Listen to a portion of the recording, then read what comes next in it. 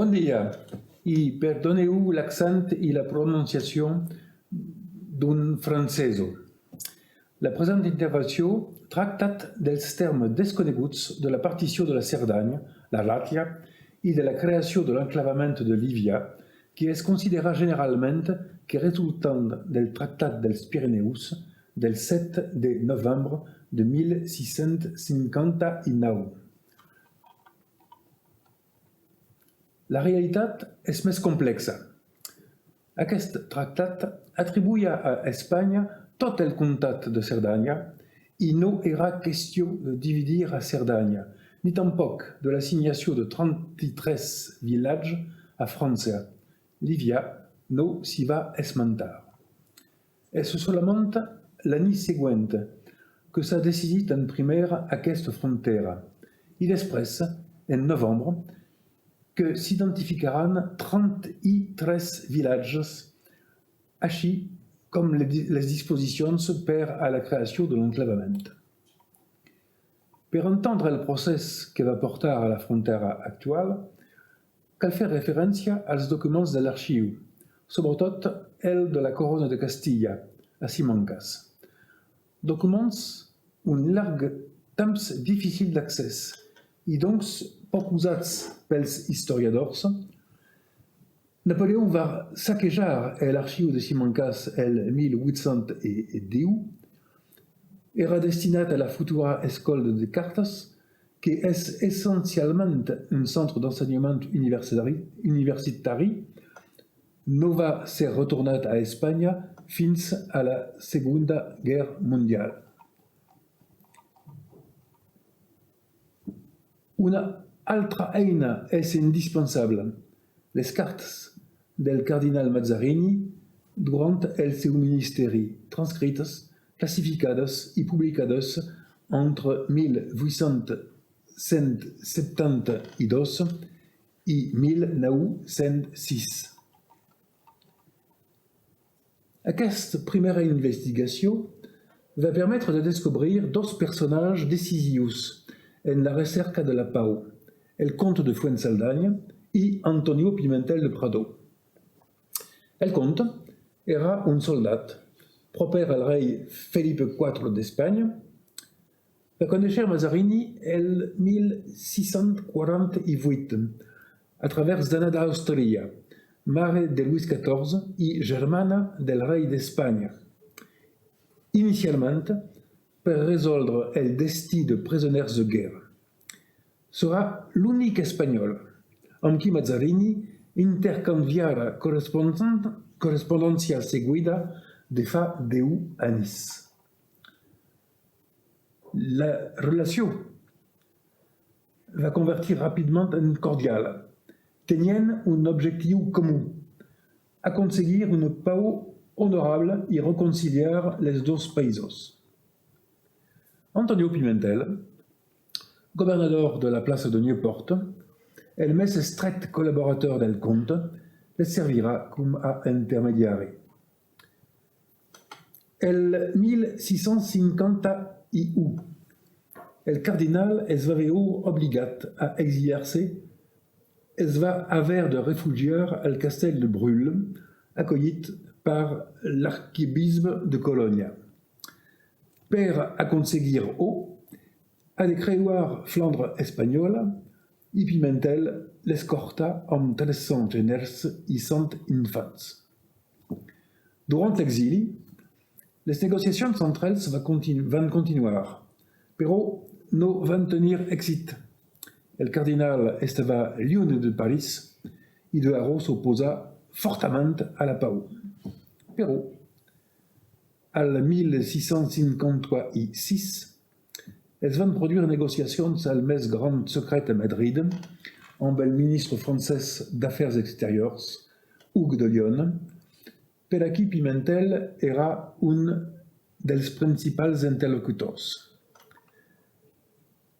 Es tracta d'un nou fracàs, però es manté un acord de principi tocant la frontera dels Pirineus.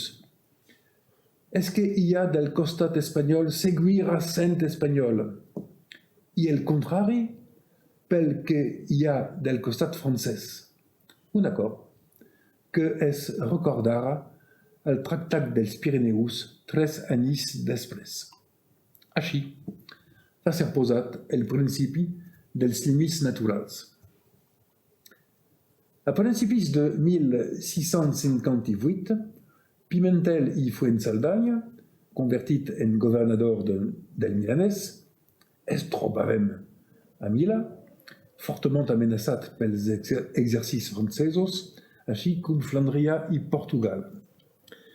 Els decidem que és el moment per evitar un desastre militar per fer un procés de pau amb Mazzarini.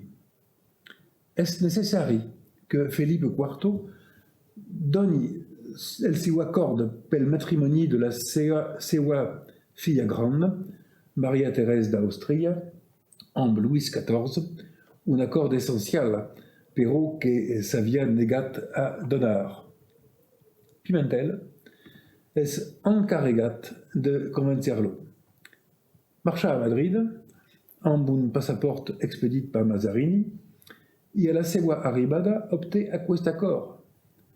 I el rei li encarrega que vagi en secret a París per fer aquesta proposta matrimonial i obtenir un alto el foc. El viatge és complicat. Pimentel es dirigeix a París, però ignora que Mazzarini i la cort francesa han marxat de París cap a Lió per organitzar un matrimoni amb una altra princesa, Margarida de Savoie. Afortunadament, probablement avertit pel cardenal, après caos, la pista equivocada traversa la Nevada Albernia i arriba a destinació abans que es decideixi el matrimoni de Savoia. Des de la primera reunió entre els dos homes va succeir un acord de principi. Es concedeix el matrimoni amb l'infant d'Espanya i convenen en el alto el foc. Només queda negociar un tractat de pau. Som al desembre de 1658. Pimentel va retrobar-se a París. La seva situació era difícil. El tractava de la pau en Europa, no era la seva missió, i no tenia instruccions precises de Madrid. Cada nou problema ha de qüestionar el rei mitjançant cartes confiades comerciants que passen. Les respostes triguen 2 o 3 mesos a arribar i s'intercanviaran una 600 de cartes.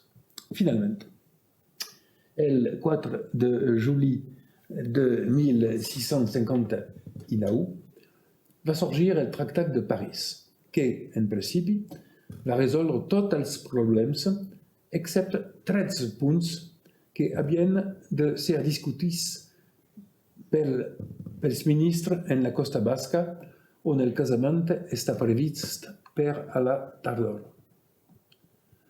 Entre les qüestions a resoldre, hi havia el destí de les conquestes franceses a Catalunya i Espanya. Rosselló, Conflent, Cerdanya, la Val de Segre fins a la Seu d'Urgell, la de Frézé fins a Baga, l'Empordà fins a Rosès i Cadaqués. El Tractat de París és un èxit per a Pimentel. Mazzarini no era conscient de l'interès estratègic de Cerdanya i els seus voltants. I França només conservarà el Rosselló. Només hauran de determinar els límits. És un dels 13 problemes a resoldre sobre una illa de la Bidassoa, l'illa dels Feisanos. Pere de Marca, perfecte coneixedor de Catalunya, des que havia estat governador de Catalunya durant diversos anys, després el Tractat de Peronne, teòricament hagués tingut d'ajudar el cardinal en les seves negociacions, però es veia obligat a anar a Tolosa presidir els estats del Llenguadoc. el substituira cum assessor un català, Ramon de Trobat i Vinyes, que coneixia poc la geografia de la muntanya. Abans de marxar, Marca dona la seva opinió a Mazzarini. L'interès estratègic de Cerdanya és tal que s'ha de l'obtenir a tota costa, cosa que implica mantenir-ne l'accés a través del conflent i que permetria, mantenint el vals de Segre fins a la Seu d'Urgell, esperar obtenir Andorra indirectament. Aquesta és la posició que adoptarà el cardenal. Les negociacions culminen amb el Tractat dels Pirineus del 7 de novembre de 1659. Només es interessaren les seves disposicions relatives a Catalunya. Problème. Les mapes de l'època són imprecises, amb múltiples falls i totalment inutilisables. Mazzarini havia estat persuadit per Trobat que Conflent i Cerdanya eren totalment situats al costat francès. Marca sabia que els vessants estaven determinats per Col de la Perche. Duaro també ho sabia. I sabia que, enganyant les paraules, podia intentar conservar el Conflent. Aquestes imprecisions condueixen a un compromís, l'article 42, els termes del qual s'han de llegir amb cura. No és Cerdanya que torna a Espanya, sinó el comtat i les seves vegueries. Tampoc és Conflent que torna a França, però el comtat i les seves vegueries. Aquest mapa mostra la dificultat. En verd fosc, el comtat de Cerdanya, en verd clar, el de Conflent, en blau, la part de la vegueria de Cerdanya que desborda en el comtat de Conflent.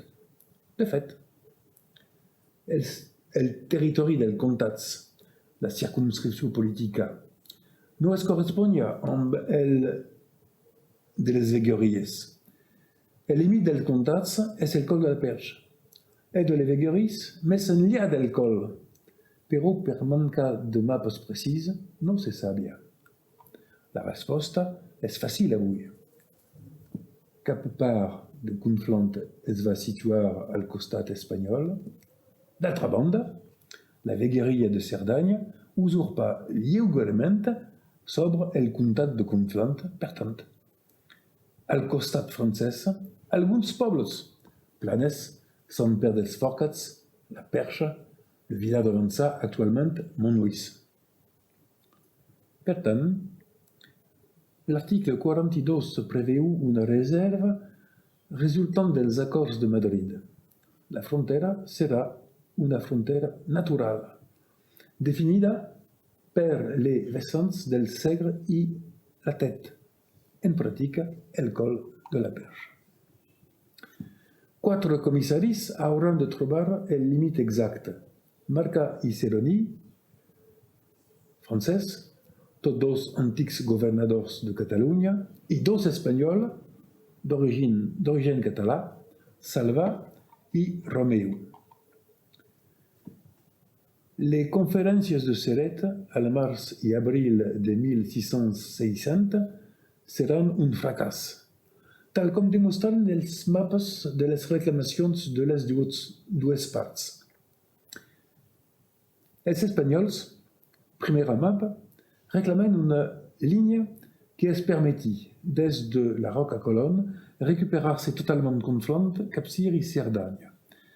Els francesos, segunda mapa, sempre des de la Roca Colón, reclamen una altra línia que el permetrà conservar el Conflent i el Capcir, tota Cerdanya, la Val de Segre, fins a la Seu d'Urgell, part del Pallars i la Val d'Aran. Una diligència de constatació del fracàs va ser signada, per tant, el 24 d'abril de 1660 al monastir del Camp, entre Céret y Perpignan. La situació és dramàtica. Les noces reials s'han de celebrar al match. Però, primer, s'ha de definir la frontera. Tothom vol tota la Cerdanya. Marca va convèncer Mazzarini d'això. Simplement cal negociar la Val de Segre i l'Urgell per obtenir-la. De Haro s'atén al tractat del 7 de novembre. La Cerdanya seguirà sent espanyola, llevat del que està més enllà del col de la Perxa. Altrament, Espanya no va lliurar l'infanta.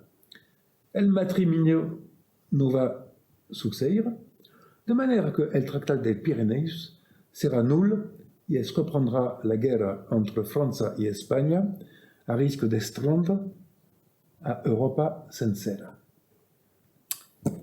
Match de 1660. Les dos corts de França i d'Espanya es troben a la costa basca per assistir a un casament que no té esloc. En bastidors, s'estan duent a terme negociacions per trobar una solució, però no té èxit, tenint en compte la intransigència dels ministres. El 19 de maig, el comte de Fuensaldania arriba de Milà, encarregat d'acompanyar l'infanta durant els primers 6 mesos de la seva arribada en França, si el matrimoni té lloc. Però s'espera especialment que ajudi a resoldre la situació. A la seva arribada, sense consultar amb Felip IV i menys encara amb de Haro, Fuensaldania encontra Mazzarini en sa casa de Cibourg, a l'esquerra de l'imatge, accordant dividir la Cerdanya en 2 parties égales. La frontière naturelle ja no és límit. Queda el destí de Livia, la segona ciutat de la Cerdanya. Mazzarini accepta renunciar-hi a canvi de la Val del Carol, formada de 3 pobles, vilatges, que fins llavors havien de tornar a Espanya, però l'interès estratègic de quals era fonamental per a Franca.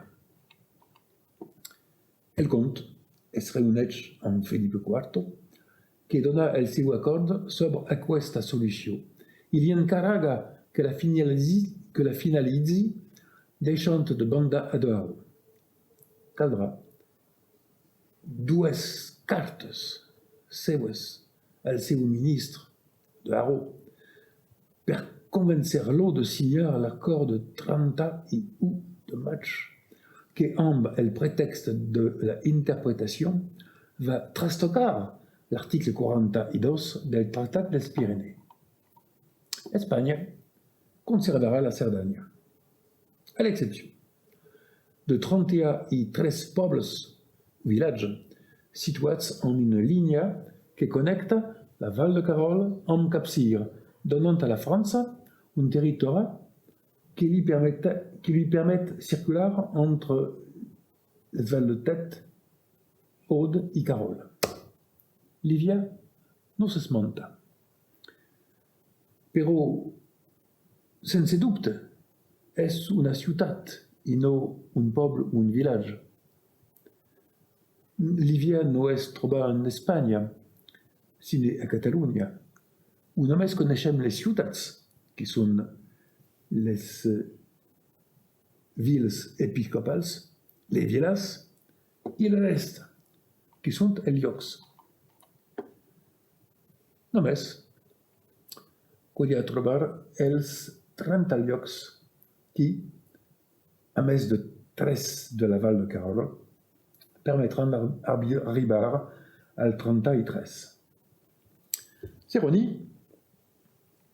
un dels redactors de l'acord del 31 de maig i Salva són els responsables de les negociacions que duren el terme alternativament a Líbia i Bruxelles. Seroni reclama Líbia. Salva respon que la ciutat s'ha canviat per Carol.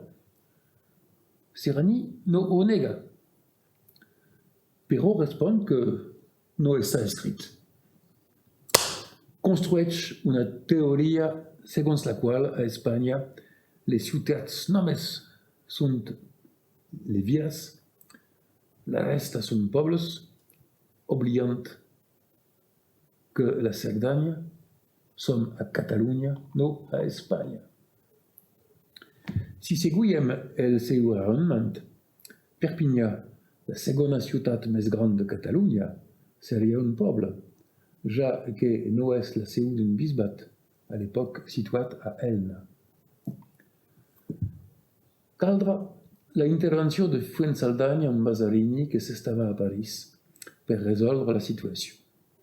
El cardenal no reconeixerà l'existència d'un intercanvi entre Líbia i el Carol, però admetrà abandonar Líbia si se li demostra que, no essent una ciutat, no és per a res un poble en el sentit català del terme. Així, va signar el Tractat de Líbia el 12 de novembre de 1660, que enumera els 33 pobles resultant de l'acord del 31 de maig. Com de Líbia, no en fan part. Serà un enclavament. Però han de trobar un 33è poble. I inventant Palmanilla, que mai no ha estat un poble, sinó un mas, propietat de la mateixa família, Alegre, des del segle XIII. Encara és una propietat privada, al marge de Tarragona, on queden les ruïnes d'una masia tradicional cerdana que es diu la Casa Cremada. El Tractat de Líbia mai no serà ratificat per Espanya, perquè prohibia la fortificació de Líbia.